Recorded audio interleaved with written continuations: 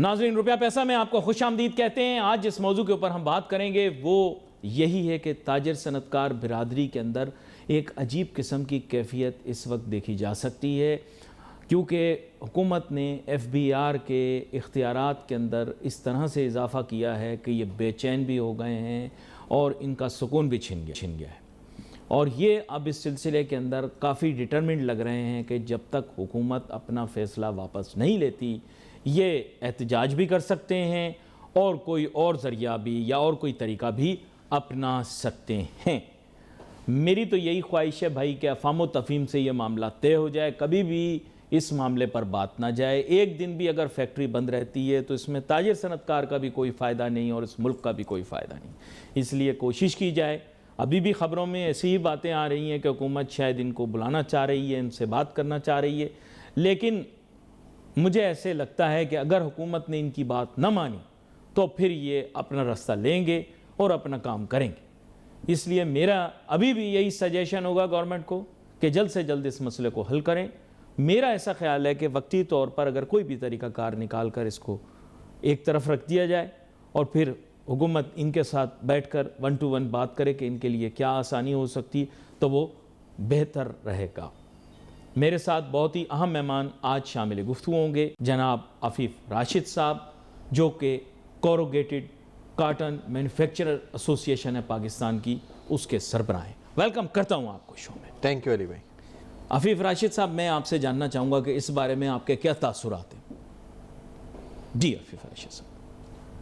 जी, हमारे तासुरात तो बिल्कुल क्लियर हैं गवर्नमेंट को, और हमने तो हमारी एसोसिएशन, चाहे वो कराची चेंबर हो, लाहौर चेंबर हो, सियालकोट चेंबर हो, हर लेवल पे हमने इसको जो है वो गलत बोला है कि ये गलत रूल निकाला गया है, गलत लॉ बनाया गया है। ये इंडस्ट्री को बर्बाद करने के लिए और इंडस्ट्री को ख़राब करने के लिए लॉ बनाया गया है। इससे आपके पास रेवेन्यू के अंदर कोई बेहतरी नहीं आएगी, बल्कि यहाँ से बिजनेसेस बाहर जाना ज़रूर स्टार्ट हो जाएंगे। कोई पाकिस्तान में आके इन्वेस्ट नहीं करने को तैयार होगा, कोई पाकिस्तान के अंदर जो है वो नई इंडस्ट्री नहीं लगाएगा। पाकिस्तान की ग्रोथ बिल्कुल हॉल्ट हो जाएगी। ये एक बड़ा ही डैमेजिंग रूल निकाला गया है पाकिस्तान के इंडस्ट्रियलिस्ट के लिए, पाकिस्तान के लिए इटसेल्फ। और इस तरह आप बिजनेसमैन को एक चोर साबित करना चाह रहे हैं, जबकि बिजनेसमैन चोर नहीं है। बिजनेसमैन ही आज टैक्स दे रहे हैं, और पाकिस्तान का जो है जितना रेवेन्यू कलेक्ट होता है वो बिजनेसमैन ही दे रहे हैं। अच्छा, मेरी नज़र से ये खबर गुजरी नहीं, लेकिन मुझे बताया जा रहा है कि चंद जगहों पर यह खबर चली ज़रूर है कि हुकूमत शायद मुज़ाकरात के मुतालिक सोच रही है या दावत दे रही है ताजरों को, सनतकारों को कि भाई आएँ बात करें इस बारे में। अगर करती है तो ये एक बड़ा खुशाइन कदम होगा। लेकिन मेरे ख़्याल से अफीफ़ साहब, आज की तारीख़ के अंदर ताजिर सनतकार बिरादरी के लोग कोई मिडल वे तलाश नहीं कर रहे। उन्होंने तो इस बारे में बड़ा फर्म स्टैंस ली है कि इसको इस शक्ल के अंदर तहलील करना पड़ेगा। बाकी ये कि टैक्स लेना है तो लो, लेकिन ज़ोर ज़बरदस्ती वाला आंसर नहीं हो। क्या कहते हैं आप? बिल्कुल हमारा यही मुतालबा है कि इसके अंदर किसी किस्म की हम जो है वो निगोशिएशन नहीं करते कि जी आप डायरेक्टर्स को अरेस्ट कर सकते हैं, आप CFO CEO को अरेस्ट कर सकते हैं। ये जो अरेस्ट करने वाला लॉ है ये बिल्कुल गलत है, इसके ऊपर नहीं होना चाहिए। देखिए अभी भी FBR क्या करता है, FBR 1 नोटिस 2 नोटिस भेजता है, उसके बाद अकाउंट फ्रीज करके जो अकाउंट में पैसे हैं वो विड्रॉ कर लेता है। तो ये चीज़ समझ आती है कि ठीक है, कोई टैक्स पेयर जो टैक्स नहीं दे रहा, उसके अकाउंट में पैसे पड़े हुए हैं तो आपने फ्रीज करके निकाल लिए, लेकिन आप उसके डायरेक्टर्स को जाके अरेस्ट कर लें। देखिए मेरी कंपनी है, मैं टैक्स का रिटर्न फाइल नहीं कर रहा होता और आप बोल रहे मैंने ये गलती भी कर दी, अगर मेरे एम्प्लॉय ने गलती कर दी, ह्यूमन एरर हो गया, तो आप आके मुझे अरेस्ट कर लेंगे, तो ये कहाँ की जस्टिफिकेशन है? इट्स कंप्लीट नॉनसेंस, और ये बिल्कुल नहीं होना चाहिए। हमें ये समझना होगा कि हमें पाकिस्तान में बिजनेस को प्रमोट करना है, हमें पाकिस्तान में बिजनेस को ख़त्म नहीं करना, हमें पाकिस्तान में बिजनेस फ्रेंडली इन्वायरमेंट लानी है, हमें और मुश्किलात नहीं पैदा करनी। अच्छा, और ये वो टाइम है जिस टाइम पे बहुत सारे बिजनेसमैन, इंडस्ट्रियलिस्ट, इन्वेस्टर्स एक्सपेंशन के बारे में सोच रहे हैं। अगर बिलफर्ज इस तरह की कोई चीज़ आती है, आप हो और कोई हो, वो अपने एक्सपेंशन प्लान को डिले कर दे या इसके बारे में नज़रसानी कर ले, तो अनफॉर्चुनेटली इकॉनमी तो सफ़र करेगी। इवेंचुअली उसका एंड रिज़ल्ट यही होगा कि टैक्स के टारगेट्स मीट नहीं होंगे। क्या कहते हैं आप? देखिए टैक्स के टारगेट मीट करने के 2 तरीके हैं। या तो आप जो है वो, मैं बोलूँगा 3 तरीके हैं। एक तो ये कि जो लोग टैक्स दे रहे हैं आप उनका और गला दबाते जाएं उसका इवेंचुअली रिजल्ट ये होगा कि जिसके यहाँ पे बिजनेस है, इवेंचुअली वो सब बिजनेसेस यहाँ से बंद करके वो यहाँ से जो है वो अपने बिजनेस को कट डाउन करके पैसा जो है वो कहीं और इन्वेस्ट करेंगे, बाहर इन्वेस्ट करेंगे। दूसरा ये है कि आप बिजनेस को इतनी अच्छी इन्वायरमेंट दें कि बिजनेस इतना ग्रो हो जाए कि ऑटोमेटिकली आपके पास टैक्स की कलेक्शन बढ़ जाए। और तीसरा ये है कि आप जो नॉन टैक्स पेयर्स हैं, जो टैक्स नेट के अंदर नहीं हैं, उन लोगों को टैक्स नेट के अंदर लेकर आएँ। जो पहला आपने कदम उठाया, आपने जो चूज किया है वो ऑप्शन 1 चूज किया कि यार जो टैक्स दे रहा है उसका गला और दबाते जाओ, सैलरी क्लास है उसको और बर्बाद कर दो, जो बिजनेस कर रहा है उसके लिए और मुश्किलात कर दो, उसको किसी किस्म का रिलीफ ना दो, और जो टैक्स नहीं दे रहा, जो नॉन फाइलर है, वो उसी तरह घूमता रहेगा, उसको थोड़े बहुत पैसे दे के आपने जो है वो कैश विड्रॉल पे उसके पैसे लगा दिए, या आपने जो है वो उसके फ्लाइंग के ऊपर, अगर वो ट्रैवलिंग कर रहा है तो थोड़ा सा उसको पैसे ज़्यादा देने, और बाकी उसके पैसों पे कोई पूछगछ नहीं है। वो अपने घर का बिजली का बिल दे रहा है, वो अपना पेट्रोल डलवा रहा है, वो अपना ज़िंदगी जी रहा है, तो उसके पास पैसा कहाँ से आ रहा है, इनकम कहाँ से आ रही है, ये हर पाकिस्तानी को देना चाहिए। ये सिर्फ बिजनेसमैन ही क्यों दे, ये सिर्फ इंडस्ट्रियलिस्ट और ट्रेडर्स और ये क्यों दें, जो बिजनेस चला रहे हैं, जो ऑलरेडी टैक्स दे रहे हैं, सिर्फ वही क्यों दें। एक नॉर्मल बंदा जिसके पास इनकम आ रही है वो क्यों नहीं एक्सप्लेन करता कि ये मेरे पास इनकम कहाँ से आ रही है। फाइलर नॉन फाइलर को ख़त्म किया जाए, हर एवरी सिंगल पर्सन उसको टैक्स फाइल करना चाहिए। देखिए, मैं हमेशा ये बोलता हूँ कि एग्रीकल्चरल इनकम के ऊपर टैक्स लगाएं, एग्रीकल्चरल प्रोडक्ट्स के ऊपर नहीं लगाएं। एक आरती जिसके अकाउंट में करोड़ों रुपए पड़ा होता है उसको कोई टैक्स नहीं लग रहा, और एक जो एम्प्लॉय है जो 60, 70, 80 हज़ार रुपये महीना कमा रहा है वो अपनी सैलरी में से टैक्स दे रहा है, तो ये कहाँ की जस्टिफिकेशन है। आप देखें जिसके अकाउंट में पैसे पड़े हुए हैं उसकी सोर्स ऑफ इनकम पूछें, ठीक है जी ये एग्रीकल्चर से आई है, चाहे ये बिजनेस से आई है, XYZ कहीं से भी आई है, आपका एक्सपेंडिचर साल का इतना अलाउड है गवर्नमेंट की तरफ से, इसके ऊपर जितनी इनकम है उसके ऊपर टैक्स है। सिंपल प्रोसेस है, आपको कोई इतनी रॉकेट साइंस की जरूरत नहीं है। आपके पास पैसे 1 रुपये आए चाहे आपके पास 1 अरब रुपए आए, आप बताएं आपके एक्सपेंसेस उसी हिसाब से हैं, आप उतने एक्सपेंसेस एलोकेट करें और उसके बाद आपने जो आपकी इनकम आ रही है उसके ऊपर आप टैक्स दे दें।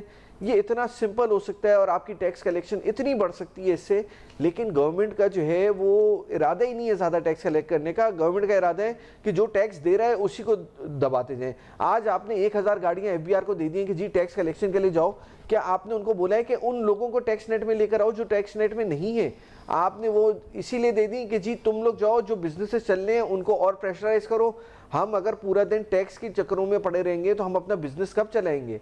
आपने जो टैक्स की चीज़ें इतनी मुश्किलात पैदा कर दी हैं। आज एक इंडस्ट्री जो है वो सेल्स टैक्स भी देती है, जब मेरी पेमेंट आती है उसके ऊपर 4.5-5%, 5.5% विदहोल्डिंग टैक्स भी कट जाता है। वो उसका रिफंड लेने जाओ तो उसके लिए और मुश्किलात हैं। आप जो है वो उसके बाद जो कॉर्पोरेट टैक्स है 29 से 30% वो लगता है, फिर डिविडेंड टैक्स लगता है हमारा। अगर हम एज अ ओनर में पैसे विड्रॉ करता हूँ कंपनी से तो मुझे डिविडेंड टैक्स भी देना पड़ता है और उसके बाद मैं अपना इनकम टैक्स भी पे करूँ। तो आप देखें कि एक बंदा कितनी लेवल्स पे जाके टैक्स दे रहा होता है। और इनडायरेक्ट टैक्सेस तो हमारे बेतहाशा हैं। आपने 18% इनडायरेक्ट टैक्स करके आपने लोगों को एक क्वेश्चन दिया हुआ है कि ठीक है तुम अगर टैक्स चोरी करोगे तो तुम्हें 18% का जो है वो इसके अंदर तुम्हारे पास गुंजाइश है। आप इनडायरेक्ट टैक्सेस को कम लेकर आए ताकि लोगों को टैक्स देने में तकलीफ ना हो। आप इसको सिंगल डिजिट में लेकर आए ताकि लोगों के पास चोरी का इंसेंटिव खत्म हो जाए।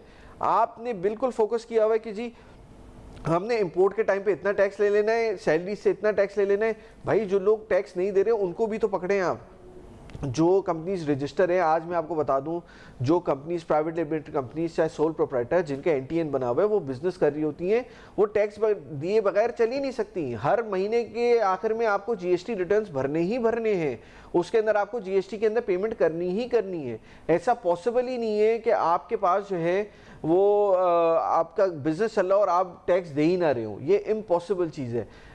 बिजनेसमैन को, ट्रेडर को हमेशा जो है ना वो चोर की नज़र से देखा जा रहा है कि जी ये चोर है, और जो बाकी लोग टैक्स नहीं दे रहे हैं उनको कोई नहीं पूछ रहा। भाई बिजनेसमैन बिल्कुल टैक्स देता है, हर कोई टैक्स दे रहा होता है, लेकिन उस टैक्स के अगेंस्ट हमें क्या मिल रहा है? क्या आज कराची में इंफ्रास्ट्रक्चर है? हमारे पास कोई इंफ्रास्ट्रक्चर नहीं है। क्या हमारे पास स्टेबल यूटिलिटीज़ हैं? हमारे पास वो भी नहीं है। क्या हमारे पास सिक्योरिटी है? हमारे पास वो भी नहीं है। तो गवर्नमेंट जो इतना टैक्स ले रही है वो तो सिर्फ सूद वापस देने में और गवर्नमेंट एम्प्लॉयज़ की तनख्वाह देने में और जो आपके लॉस मेकिंग ऑर्गेनाइजेशन है उसके अंदर हमारा टैक्स चला जाता है। तो इसकी एलोकेशन सही की जाए, जो लॉस मेकिंग एंटिटीज हैं उनको प्रॉफिट मेकिंग एंटिटीज में कन्वर्ट किया जाए, ईदर थ्रू प्राइवेटाइजेशन या रीस्ट्रक्चरिंग। उसको आप रीस्ट्रक्चर करें। गवर्नमेंट तो इन एंटिटीज से कमा के टैक्स को कम कर सकती है कि यार ये एंटिटीज इतना कमा रही है, हमें आवाम से टैक्स लेना ही नहीं है। लेकिन यहाँ तो उल्टा है कि जी गवर्नमेंट पैसे उड़ाए पे उड़ाई जा रही है और टैक्स का बर्डन सारा आवाम पे आया जा रहा है, और उससे आप देख रहे हैं कि महंगाई बढ़ रही है। आज आपने पेट्रोल के ऊपर लेवी बढ़ा दी। पेट्रोल डायरेक्टली लिंक्ड है विद इन्फ्लेशन। जहां पेट्रोल की प्राइस बढ़ी, आपका इन्फ्लेशन के नंबर्स बढ़ेंगे, और फिर यही होगा कि आप जो अभी सिंगल डिजिट में आप इंटरेस्ट रेट लाने की बात कर रहे थे वो फिर नहीं होगा। अभी भी आपका 11% इंटरेस्ट है, बैंक का 1%, 2%, 3% स्प्रेड लगाए तो 12, 13, 14% किसी को अगर इंटरेस्ट पे करना पड़ेगा बैंक को, तो वो बिजनेस कैसे चलाएगा? दुनिया के डेवलप मुल्कों में जाएं, ये सिंगल डिजिट 5 से नीचे होते हैं, 4%, 3%, 6% इसके ऊपर चल रहे होते हैं। हमारे यहाँ हमने 21-22% तक देखा, उसमें भी पाकिस्तानी बिजनेसमैनों ने सस्टेन किया। इतनी मुश्किलात के बाद अगर पाकिस्तानी बिजनेसमैन आपको टैक्स दे रहा है, इतना आपका रेवेन्यू जनरेट हो रहा है, तो अगर आप बिजनेस फ्रेंडली इन्वायरमेंट कर लेंगे तो टैक्स क्यों नहीं देंगे लोग? और लोग टैक्स देंगे, बिल्कुल देंगे। और मौज़ूआत पे आऊँगा नाजरीन, लेकिन आपको पता है मैं हार्ड कोर फाइनेंस एकेडमिक हूँ, स्टूडेंट ऑफ फाइनेंस हूँ, हार्ड कोर पक्का। और मैं आपको सच बता रहा हूँ कि जिस दिन से मैंने ये पढ़ना शुरू किया है ना, ये digital finance, decentralised finance, I am sold on this idea. But the only problem is this kind of brings the casino to your house. Casino in every house, casino in your hand. इसमें क्या है, ये high risk investment है। और अब इस चीज़ को हम झुटला नहीं सकते कि पाकिस्तानी फुल टाइम इसके अंदर घुस चुके हैं। मैं आपको बता रहा हूँ, मुझे तो पता ही नहीं था। I was recently introduced to this phenomena, no doubt since 2020 I have been teaching this subject also, but I can assure you I knew nothing about the intricacies of it. लेकिन हमें इसके बारे में वेरी होना है। पाकिस्तानियों ने बहुत पैसा NFTs में ज़ाया किया है, MLM यानी मल्टी लेवल मार्केटिंग में ज़ाया किया है। भाईजान जो पहले काम हुआ, ये जो आप कहते हैं ना स्कैम सेंटर नहीं है, this is a completely different kind of game. ठीक है ना? आप लोग हैं बच्चे, मैं आपको क्या समझाऊं? आप लोग अरमगान के पीछे लगे रहे, अरमगान बिटकॉइन ले लिया, उसने फलां एक्सचेंज में ले लिया, मेरे को पता लग गया, फलाना हो गया, ढमकाना हो गया। एक छोटी सी बात करूंगा मैं, ज़्यादा बड़ी बात नहीं करूंगा। बिटकॉइन का कसूर नहीं था कि अरमगान ये सब कुछ कर रहा था। अरमगान का घर था खयाबान मोमिन पर। अब मैं छोटी सी एक जुमले की बात करूंगा। खयाबान मोमिन पाकिस्तान का रेड जोन है, रेड जोन है पाकिस्तान का। पाकिस्तान की एजेंसियां तो छोड़ो, बैनुल-अक़वामी एजेंसियां तक खयाबान मोमिन की मॉनिटरिंग करती हैं। ये बिल्कुल कॉन्सुलेट्स के साथ है, बहुत बैनुल-अक़वामी मशहूर शख्सियात के घरों के साथ है। इधर बड़े बड़े गैराज हैं शेखों के। मैं यकीन से आपको बता, 50 गज दूर इससे जो है ना शेखों का गैराज है, शेखों का घर है। मैं नाम नहीं बताऊंगा कौन से शेख है। इंतहाई सेंसिटिव एरिया है ये, इंतहाई सेंसिटिव एरिया। ये वही एरिया है नाजरीन जहां पर SSP फारूक आवान पर बम हमला हुआ था। ये इतना सेंसिटिव एरिया, सुबह शाम ये कैमरा मॉनिटरिंग होती है नाजरीन इसकी। This is the highest point of defence. ये वो जगह है जहां पर आगा हसन आबिदी साहब का भी घर था पहले, उसके बिल्कुल सामने खयाबान मोमिन है। और मैं नहीं मानता कि ये चला ले, यकीन करो, मैं सरकारी अफसर का बेटा रहा हूं, मैं भी बगैर नंबर प्लेट के गाड़ी नहीं चला सकता था। मेरा बाप ग्रेड 21 का अफसर था, बगैर नंबर प्लेट के गाड़ी मैं भी नहीं चला सकता था। मेरा बाप फौजी भी था। आप लोग इतनी छोटी छोटी बातों पर बिटकॉइन को ब्लेम कर दे, तो bitcoin is nothing to blame. यह बहुत बड़ी गेम थी, यह फहीम सिद्दीकी से आगे की गेम है सर, यह कोई और चीज थी। आप बिटकॉइन को ब्लेम कर रहे हो, क्रिप्टो को ब्लेम कर रहे हो। IT का काम करना, सॉफ्टवेयर का काम करना या क्रिप्टो का काम करना, इसका ताल्लुक ये नहीं है कि बंदा मुजरिम या जराइम या क्राइम पेशा आदमी है। ये स्टोरी कुछ और है, ये स्टोरी कुछ और है, ये फिल्म ही कुछ और है। अफीफ राशिद साहब, बुरा ना मानिएगा, मैंने ये बात इसलिए की है क्योंकि माशाल्लाह आप भी इस इलाके के बिलवास्ता बिलावास्ता शहरी हैं, रिहायशी हैं, और अब काफ़ी अरसे से हैं। लोग डाले लेके भी घूमते हैं, लोग बड़ी बड़ी गाड़ियाँ GMC की, फोर्ड भी लेके घूमते हैं, कोई बात नहीं। डिफेंस में भी कोई अमीरज़ादा जो है वो इतना खुल्लम खुल्ला नहीं कर सकता। इस चीज़ को आप बिल्कुल, आपकी नज़रें बताएंगी हाँ या ना, आपको कुछ कहने की ज़रूरत नहीं है। अब आगे चलते हैं। बात ये है कि जी जी बिल्कुल नाजरीन, मैं बिल्कुल क्लियर कट आपको बता रहा हूँ, और वो कोई किसी गली वली में नहीं रहता था, ये बच्चा मेन मोमिन पे रहता था। मेन मोमिन पे रहना, it is the poshest area of Pakistan. उस घर का गेट आप दिखा रहे हो पुराना है, मोमिन जो है खयाबान मोमिन is one of the poshest areas of Karachi. दोबारा आ जाए भाई क्रिप्टो। अच्छा, अब बात यह है कि अफीफ साहब, you are young but you have a different stance on crypto, but you should say it, you should say it, say your mind. देखिए, क्रिप्टो आप करें एज अ साइड बिजनेस, आपने थोड़ी बहुत इन्वेस्टमेंट कर ली, ठीक है, लेकिन आज हमारी आवाम को पूरे वक्त लगा दिया कि जी आप क्रिप्टो में इन्वेस्ट करो। क्रिप्टो के पीछे बेसिस क्या है? आज आप स्टॉक मार्केट में इन्वेस्ट करते हैं तो आपको पता है कि यार मैं लकी सीमेंट में इन्वेस्ट कर रहा हूँ, या मैं कोई और कंपनी में, के इलेक्ट्रिक में कर रहा हूँ, पीएसओ में कर रहा हूँ, बैंक्स में इन्वेस्ट कर रहा हूँ, तो आपको पता है उसके पीछे एक कंपनी चल रही है, उसके पीछे आपको डिविडेंड मिल रहा है, आपको पता है कि उसके पीछे एक पूरा ऑर्गेनाइजेशन है, और आपको पता है ऑर्गेनाइजेशन कैसा परफॉर्म कर रही है, उसके बेसिस पे उसकी प्राइसेस अप एंड डाउन है। वो क्रिप्टो के पीछे बेसिस क्या है मुझे नहीं पता। क्रिप्टो के पीछे क्या बेसिस है मुझे भी नहीं पता। I'll be very frank, आपको नहीं मैंने पता। यहाँ वकार ज़का साहब को भी बुलाया, मैंने उनसे पूछा, बड़े नाराज़ हो गए उन्होंने, फिर मेरी बड़ी मीम्स भी बनाई और मेरी खुल के उन्होंने खिंचाई करवाई, लेकिन मैंने उनसे सवाल यही पूछा था कि मुझे बताओ बिटकॉइन के पीछे क्या है। That was my only question. I think that's a rational question. देखिए, वो एक आप बिटकॉइन तो देखिए एक बहुत ऊपर चला गया है, एक बहुत फॉर्मलाइज हो गया। हम बिटकॉइन को छोड़ के लोग आजकल डिफरेंट कॉइन्स के अंदर इन्वेस्ट कर रहे होते हैं। एक नहीं कई हजार कॉइन ऐसे मिलेंगे, आप रात को सोए थे, आप बोले थे यार मेरे पास तो $10,000 के कॉइन्स है, सुबह उठे कॉइन ही गायब, जीरो। फिर इस चीज ने क्या, लेकिन ऐसा भी हो सकता है कि वो 10,000 1 लाख बन जाए। देखिए होता है, लोग कमाते हैं, लेकिन बहुत कम चांस है वो होने का। लेकिन परसेंटेज आप आज भी निकाल लें, मेरे ख्याल से एक फिगर आ रही थी, आई एम नॉट 100% श्योर कि वो फिगर सही है, कि 2.5 करोड़ हमारे रजिस्टर्ड पाकिस्तान के अकाउंट्स हैं ऑन क्रिप्टो। ऐसी बातें चल रही हैं। हाँ ठीक है, मैं बोलता हूँ 2.5 करोड़ नहीं है, मैं बोलता हूँ 25 लाख में है। बहुत है। 25 लाख में से क्या 2500 ने कमाया? सवाल पूछ लिया आपने, पकड़ लिया। अब दूसरी चीज क्या है कि आपने आवाम को, देखें आप, आज मैंने एक इंडस्ट्री लगाई हुई है, तो इंडस्ट्री लगा के मैं साल के आखिर में कितना परसेंट रिटर्न, 7%, 8%, 10%, 12% रिटर्न आते हैं, तो हम बड़ा खुश होते हैं कि यार अल्हम्दुलिल्लाह हमारा इतनी बचत हो रही है कि 7, 8, 10% बच रहे हैं। आजकल की आवाम को किस पे लगा दिए? वो 10x, 20x, 30x। देखिए, हमें ये एक साइड बिजनेस पे एक शौकिया कर रहे हैं, आप वो करें। इसके माने ये एक का 10, एक का 20, एक के 30, यही है ना? बिल्कुल ऐसे ही है। आप 1 रुपए लगा के आप चाह रहे हैं कि आपको 20 रुपए वापस मिल जाए, तो ये आप मुझे सच बताएं, अगर ये आ गया तो स्टॉक एक्सचेंज में पैसे कौन लगाएगा? आप मुझे सच बताएं कि क्रिकेट के ऊपर पैसे, मेरे मुंह से गलत निकल गया, मात्र स्टॉक एक्सचेंज तक रहते हैं। देखिए, ये स्टॉक एक्सचेंज छोड़े, आज के दिन में कोई इंडस्ट्री ही क्यों लगाएगा अगर क्रिप्टो से उसको इतनी कमाई होगी? बिल्कुल सही बात। और हर दूसरा बंदा अगर क्रिप्टो से कमा रहा होगा तो कोई इंडस्ट्री में क्यों इन्वेस्ट करेगा? आप मुझे सच बताएं, स्टॉक एक्सचेंज के अंदर हम लगा रहे हैं, भी लोगों ने कहा कि जी हमने बड़ा कमाया है, एक का डेढ़िया कर दिया। डेढ़िया के माने होते हैं 1.5x। Crypto market every season can give you 4x, but like he said, it's very interesting because if you ask people whether you've made money, they will not be able to answer the question. They can see money being made, but they will not. If you ask them, have you made money? वो पैसे बनते हैं, हाँ। और एक हफ्ते बाद, 2 हफ्ते बाद, महीने बाद वो पता चलता है, एक तो वो तो कॉइन क्रैश हो गया, हमारे तो सारे पैसे चले गए। लेकिन मैंने पैसे बनाए थे, बट आपके पास वो फिजिकली आए तो नहीं ना, आप उसको खर्च तो नहीं कर पाए, आप उसको यूटिलाइज तो नहीं कर पाए। तो इसका सिस्टम बनाना पड़ेगा एक बाकायदा, एक अगर हुकूमत इसे लाना चाह रही है, ऑब्वियसली अनअवॉइडेबल है, बहुत सारी और वजूहात भी हैं, जाहिर बात है, आपको पता होगा, गहरी गहरी बातें और लोगों की मुलाकातें, और यकीन करें आप लोगों का FBR वाला काम नहीं हो पा रहा, आप लोग एहतिजाज कर रहे हैं, ये हो रहा है, ऐसे ऐसे कौंसल बन रही है, ये रेगुलेटरी अथॉरिटियाँ बन रही हैं, रातों रात काम हो रहा है। कोई बात तो है ना, मानना पड़ेगा।